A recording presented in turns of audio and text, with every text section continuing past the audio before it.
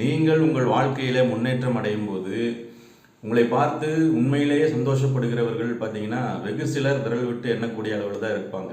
ஆனால் பெரும்பாலானோர் உங்களை பார்த்து பொறாமைப்படுவார்கள் அல்லது உங்களை மட்டம் தட்டுவார்கள். இப்படிப்பட்டவர்கள் தான் பெரும்பாலான கூட்டம் நம்மை சுற்றி இருக்கிறது. இது இன்றைக்கு மட்டுமல்ல, வேதாகமத்திலும் இப்படிப்பட்ட சம்பவங்கள் நடந்திருக்கிறது. நெகேமியாவின் புஸ்தகத்தில் 4ஆம் அதிகாரம் 3வது வசனத்தை நீங்கள் படிச்சீங்கன்னா அதில் என்ன சம்பவம் நடக்குது அப்படின்னா, நெகேமியா அர்த்தசஷ்டா ராஜாவுடைய அரண்மனையில் பானபாத்திரக்காரனாக இருக்கிறான். எருசலேமில் ஆலயம் கட்டப்பட்டு முடிந்தது. ஆனால் மதில் சுவர் சுற்றுச்சுவர் கட்டப்படலை. யார் வேணால் வந்துட்டு போகிற மாதிரி இருக்குதுன்னு இவனுக்கு ஒரு கவலை. அதை ராஜாட்ட சொல்லும் பொழுது ராஜா அதுக்கு அனுமதி கொடுக்குறார். இவன் வந்து எருசலேமுக்கு வந்து ஒரு டீமாக வந்து அந்த மதில் சுவரை எடுப்பித்து அவன் கட்டி கொண்டிருக்கிறான்.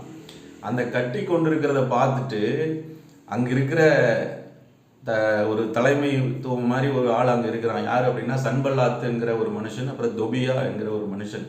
இவங்க யார் அப்படின்னா எருசலேமை அழித்த ராஜாக்களால் நியமிக்கப்பட்டவர்கள். அந்த பகுதியில் எது நடந்தாலும் இவங்க தான் பொறுப்புங்கிற மாதிரி ஒரு பொறுப்பை கொடுத்து வச்சிருக்காங்க. அந்த ஆட்கள் சன்பல்லாத்தும் தொபியாவும் என்ன சொல்கிறாங்கன்னா, நெகேமியா 4:3 நீங்கள் படித்து பார்த்தீங்கன்னா, இந்த மதில் சுவரை இவர்கள் கட்டினால் என்ன, இதன் மேலே ஒரு நரி ஏறி போனால் இது இடிந்து போகும் அப்படிங்கிறான். எப்படி ஒரு டிஸ்கரேஜ் பண்ணுறான் பாருங்க. ஆனால் அவன் நெகேமியா பார்த்தீங்கன்னா தொடர்ந்து கட்டி கொண்டிருக்கிறான். இதை எப்படி நம்ம எடுத்துக்கணும் அப்படின்னா, ஆவிக்குரிய ரீதியில் எருசலேம் என்பது நம்முடைய ஆவிக்குரிய வாழ்க்கை. அதனுடைய சுற்றுச்சுவர் என்பது அந்த ஆவிக்குரிய வாழ்க்கையை நாம் பாதுகாக்கிறதற்கு நாம் எடுக்கிற முயற்சிகள்.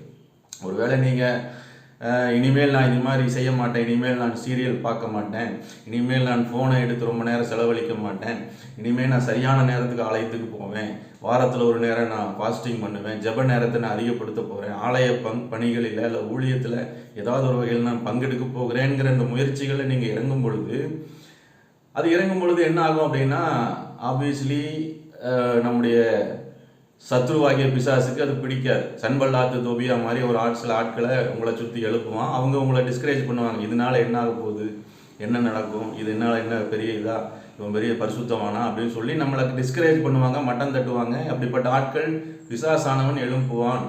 ஆனால் நெகேமியா என்ன பண்ணான்னு பாருங்க, 52 நாளைக்குள்ள அந்த அலங்கத்தை கட்டி முடித்தான். அதை தான் நம்ம பார்க்கணும்.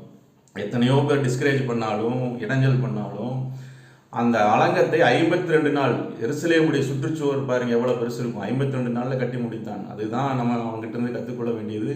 நாம் எடுக்கிற முயற்சிகள் நம்முடைய ஆவிக்குரிய வாழ்க்கைக்கு பிரயோஜனமான சில காரியங்கள் முன்னெடுக்கும் பொழுது தடங்கள் வந்தாலும் அதில் சோர்ந்து போகாமல் தொடர்ந்து நாம் அதில் வெற்றி பெற வேண்டியது அவசியமாக இருக்கிறது. தொடர்ந்து நீங்கள் முயற்சி செய்யுங்கள். கர்த்தர் உங்களை ஆசீர்வதிப்பார். மீண்டும் நாளைக்கு சந்திப்போம்.